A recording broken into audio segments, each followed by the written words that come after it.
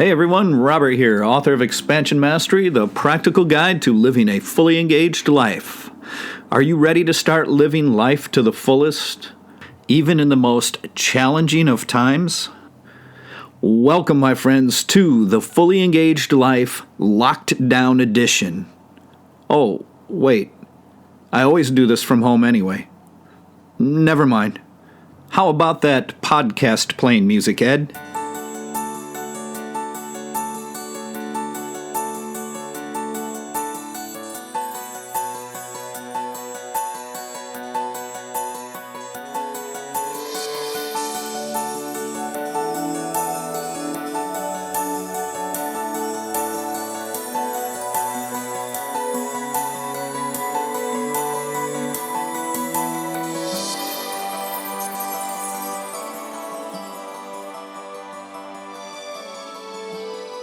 Welcome back to the show, everyone. You know, it is absolutely no secret to anyone that we're living in a time where there seems to be two diametrically opposing forms of perceived reality.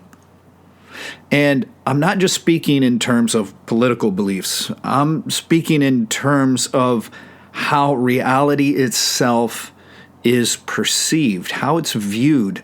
The world is divided right now, and we've heard this in terms of political views, but I'm speaking a much broader picture than that, okay? But we have this incredible division between those who perceive things as being one way and those who see things as being a completely opposite way.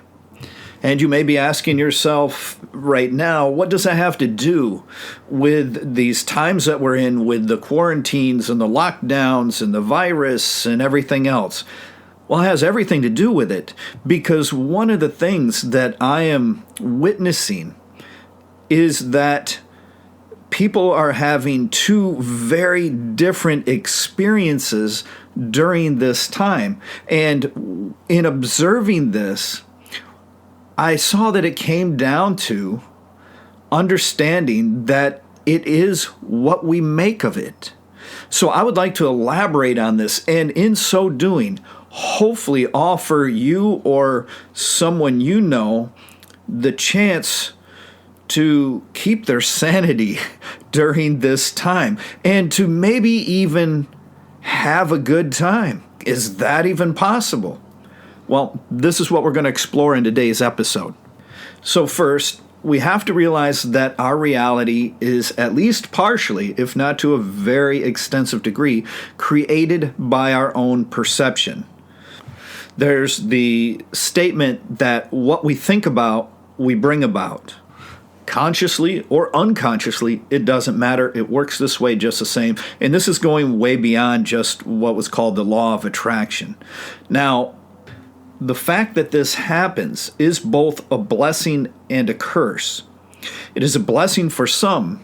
It is a curse for others, depending upon how mindful and awakened we've become. I'll be speaking a little bit more about this later in the program. So, to relate it to our current situation that so many of us are facing, and we have to remember, not every city, not every county, not every state in the United States is in quarantine. Some of these places have no virus problem at all. And realizing this helps us keep things in perspective and keep the sense of doom and gloom down a little bit. But the situation that we are in, for those of us that are under quarantine, self-quarantine, forced quarantine, lockdown, depending on the severity where you live, we're under total lockdown here. So we're in the worst of it with you. So I certainly feel your pain. But the truth is, the situation is what we make of it. So as I spoke to family and friends, I started to notice that, geez, so many of these people are having this experience and so many of these other people are having that experience, and they're completely opposite experiences. Yet we're all faced with the exact same situation. Yeah, some of the little family and personal details may change, but the overall experience is the same. So then why are some people suffering so badly? And why are some people having no problem at all, or even thriving a little bit in this time? Let's take a closer look at this. So on one side, I observe and hear a lot of people who are completely filled and even paralyzed by fear and panic over the virus and the current overall situation. These people are deeply, deeply absorbed in the drama.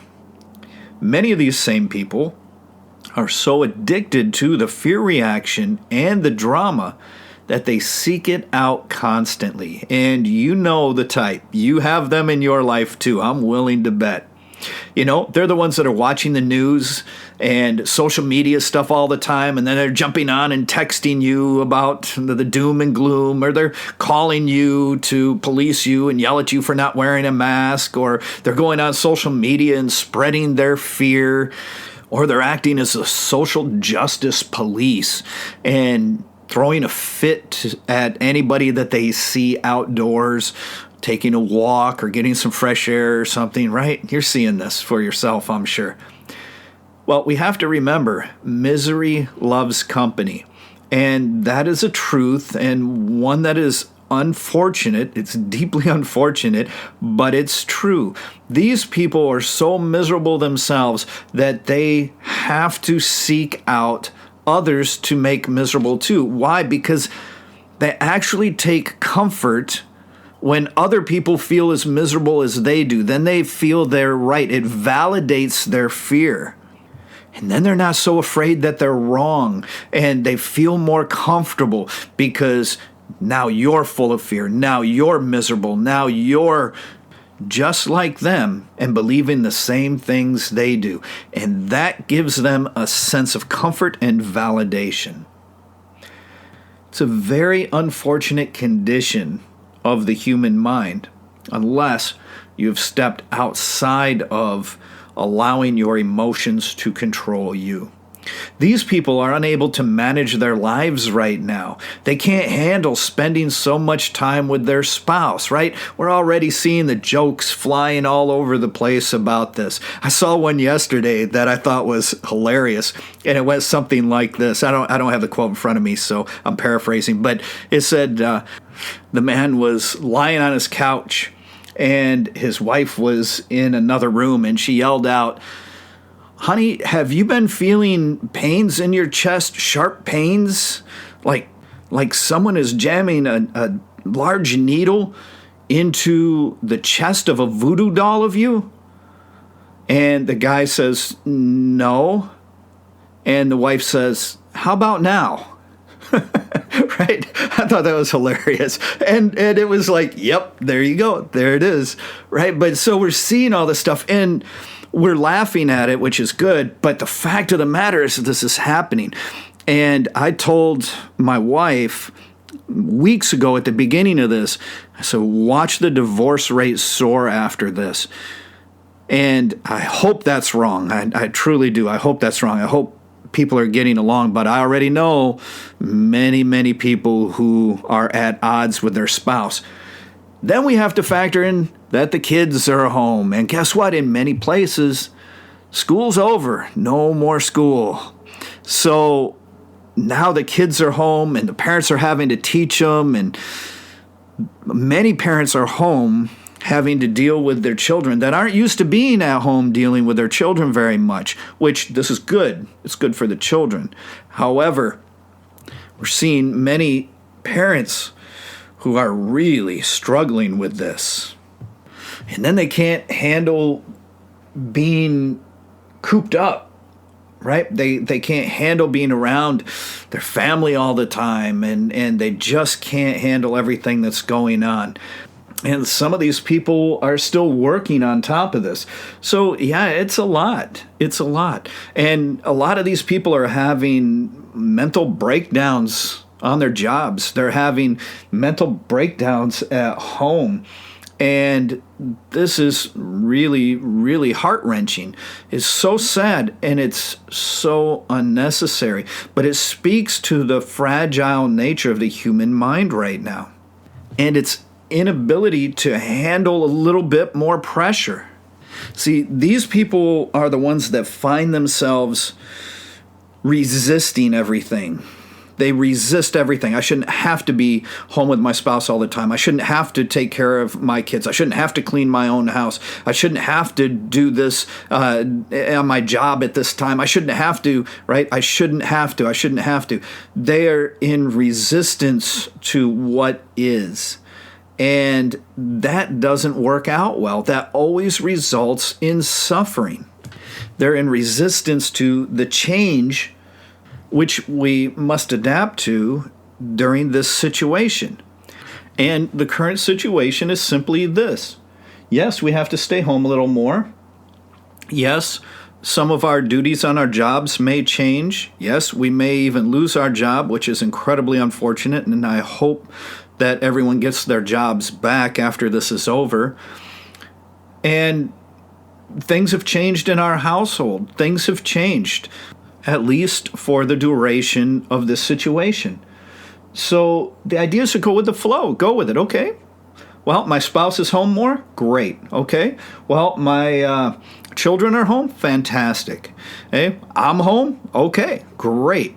Right? I can adapt and make the best of the situation instead of purposely seeking out things that fill me with more fear and panic.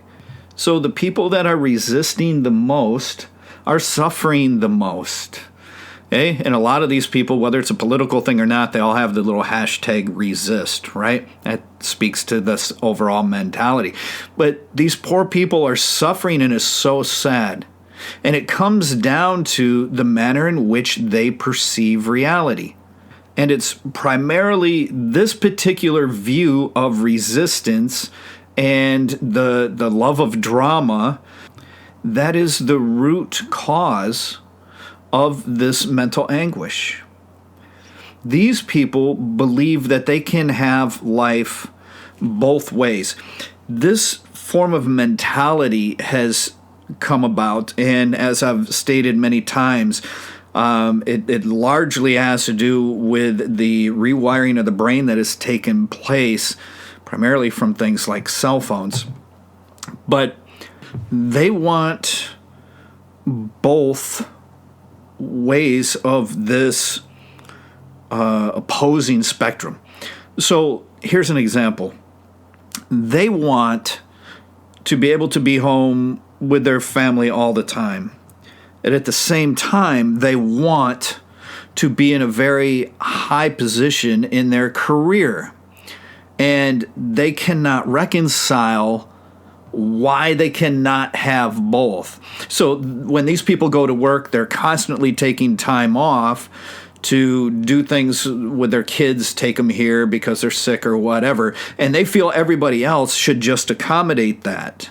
Right? And likewise, when they're at work a lot, then the children are suffering, the spouse is suffering, because then their presence is not there and they don't understand why these people can't deal with them and support them in that time. See, it's like living two lives, two different perceptions of life, trying to live them at the same time, and then being incapable of figuring out why they do not coalesce. It's this twisted logic of this when they say, well, I don't want it to be that way. And you say, okay, it's not going to be that way. And they say, well, how dare you tell me it's not going to be that way? See what I'm saying? You know when you're dealing with these people because you feel like you're being put in between a rock and a hard place. They're incapable of accepting any rational outcome. And you know what bothers me about that is when you interact with these people, you can see it in their eyes. You can see what's happening in their mind, that they want it this way. And then you say, okay. And then they go, no, I want it this way. And then you say, okay, well, which way do you want it? And they say, well, I want it this way and that way at the same time. And Their mind can't reconcile this. It can't understand why these two opposing perceptions can't happen at the same time. And you can see this inner struggle going on. And I feel bad for these people because that has to be exhausting. The mental energy expended on such a thing is incredible. So there are many people suffering right now. Some people have lost their jobs. What's the new buzzword? Being furloughed, right? That's a new corporate buzzword going around. We've furloughed everybody. So I truly hope that turns about, and I understand because I've been there myself, and I understand that places additional pressure on you, and that can be very taxing. But let's look at the other experience people are having, because other people are feeling a sense of relief from all this. Even people that have been furloughed and even outrightly fired, they're experiencing a calm and sense of relief and even feelings of being more relaxed than they've been in years right now. Can you imagine that? With everything going on, they feel more relaxed. They're enjoying quality time with their spouse and their kids. And they're taking the time to do home projects and learning or engaging in things that they've always wanted to do, but just never had the time. See, these people are accepting, okay, this is a situation right now. Okay? It's not the new normal. And I'm going to address that. But it's not the new normal. But this is what it is for now. Okay. Remember, if you can't change it, then why resist it? So they accept the situation. Okay, I'm going to be home. I'm going to be with my family. I'm going to do that. See, if you have a good home life, if you have a soulmate as a spouse, man, this is a wonderful time to spend more time together than what it's like being on a vacation in your home, for crying out loud.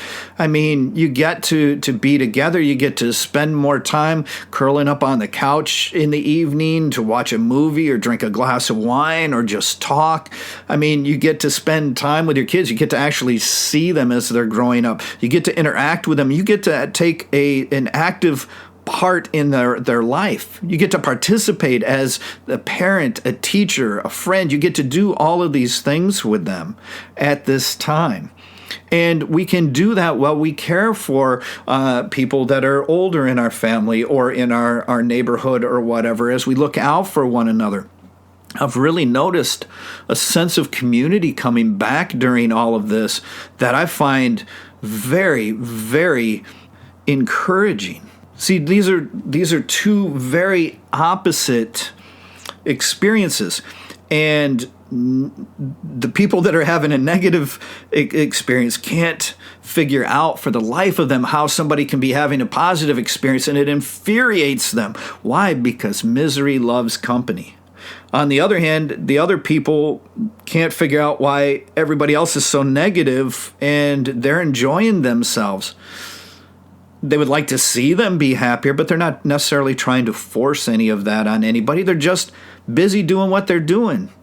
Think about it. If we're all back to work in a few weeks, you've got a few weeks. You've had a month and a half, depending on where you're at, 2 months. Hopefully no longer than that. If it gets longer than that, we need to seriously start questioning this. But it gives you that time. It gives you a break to actually live your life.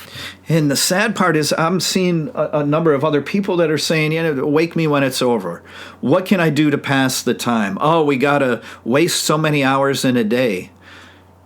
That's your life you're talking about. You're talking about throwing away your life to get through this thing when you have the opportunity to embrace it and enjoy it by way of sharing personal experience. My wife and I have become even closer. And I couldn't even conceive a while ago how that could even be possible. But during this time, she's a healthcare worker on the front lines, dealing with all of the stress and everything else, and I'm trying to step up and do my part to support her, help her, and take care of everything else so she doesn't have any other stuff to worry about. But we've always been the same person. But now, since this, we've become even more so.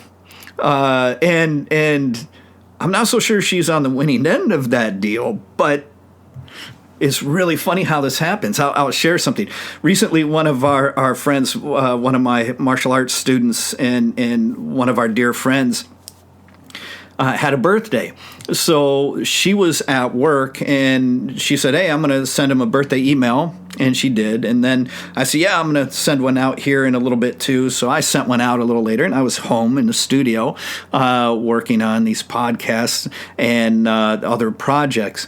And so neither one of us knew what the other sent. They were sent from totally different areas, totally different times, everything. And then he responded, and he sent his response to both of us so we could see the email each other sent. And especially the first paragraph, this short paragraph, but the first paragraphs of these things in the overall emails, we had the exact same sentiment. We were saying the exact same things in almost the exact same order. Hey, amazing, amazing. And this is what we say, soulmates. When you have a soulmate, you are two halves of one whole entity. It's incredible. It's incredible. I got the biggest laugh out of that. I thought it was fantastic. So we're enjoying ourselves. I'm taking a little extra time to practice the guitar, which I always wanted to do. I'm still working, doing everything. She's still working and doing everything.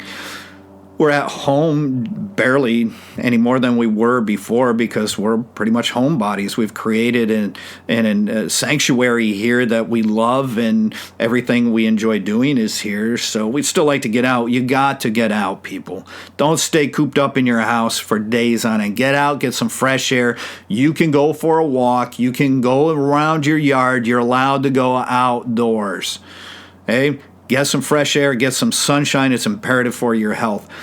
But we just band together and we're closer than ever in every way. And I truly hope that this is the type of experience you're having as well. Do you see, these are the people that are not acting in resistance. They're acting in acceptance for what is. Now, I want to address this as I promised I would in the beginning of the show. Acceptance and resistance. Resistance always causes suffering. Acceptance alleviates that suffering. So we have to understand the correct context here.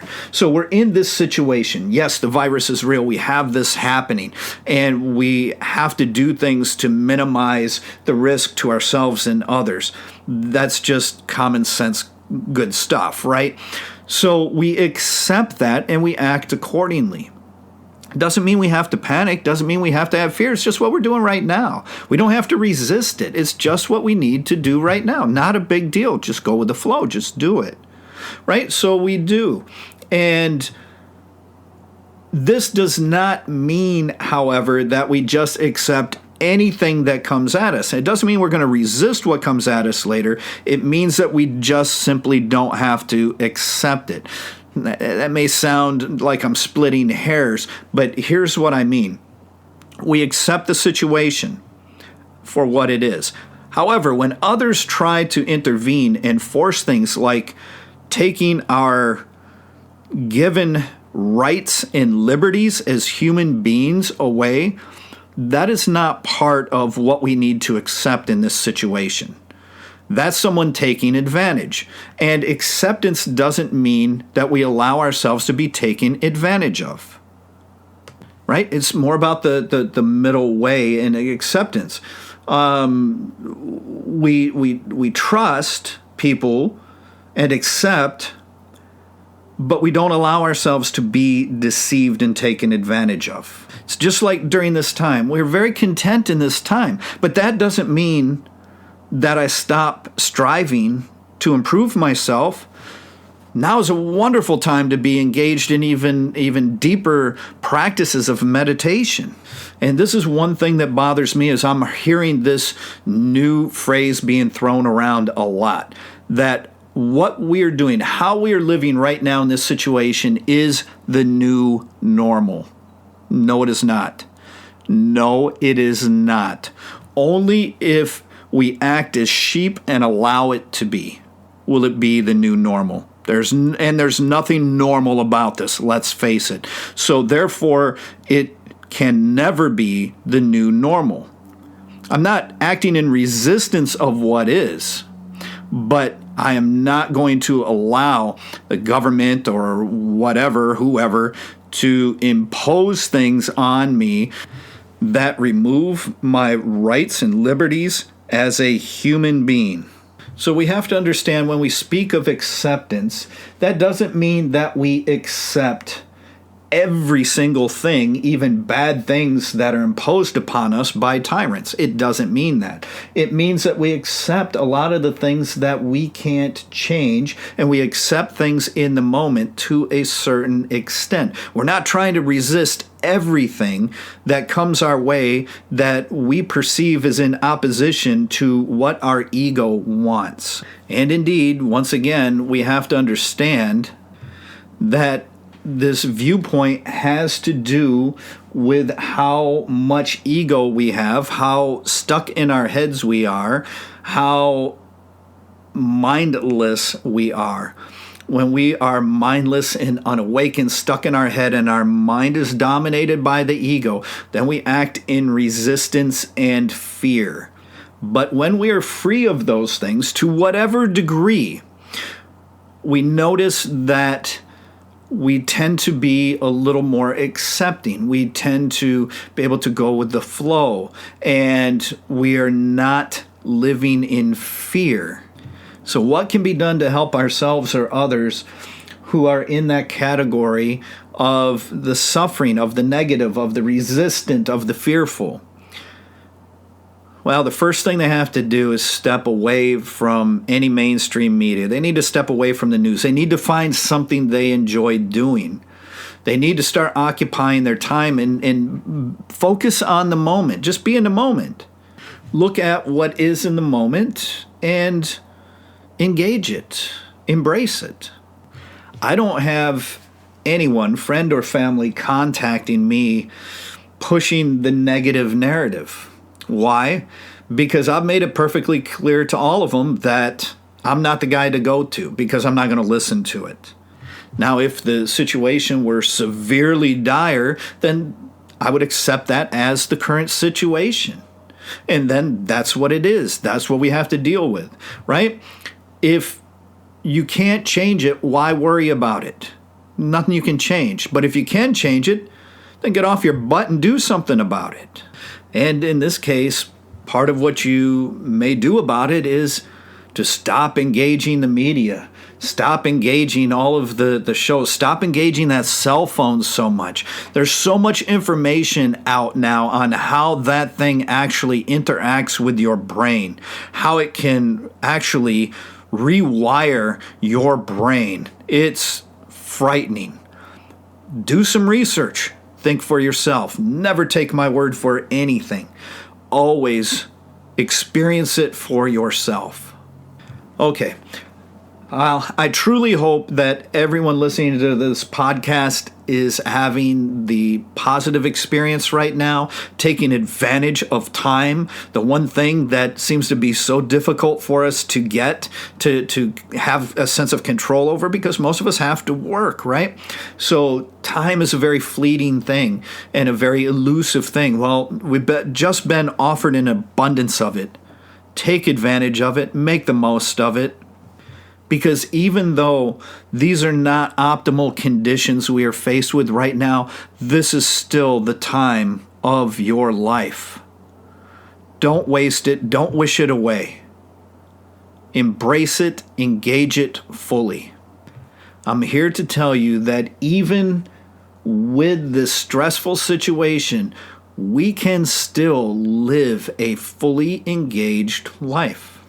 All right, please swing by www.expansionmastery.com.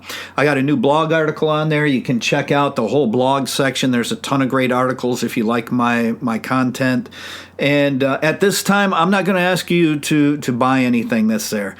Now, if you have plenty of funds, you're doing great, and you want a good read, then buy an autographed copy of the book. Grab that ebook. However, if you're a little strapped right now, then take that money and put it to good use. Hey, feed your kids, your spouse, that stuff. Do the necessity things. Be wise with it. And there's always time after this for you to do this stuff with the book. And I've offered enough practices here free through these podcasts to last you far, far beyond how long this situation is going to play out. So take advantage of those. As always, my friends, I wish you the very best. Stay healthy, stay safe, stay strong. Take care.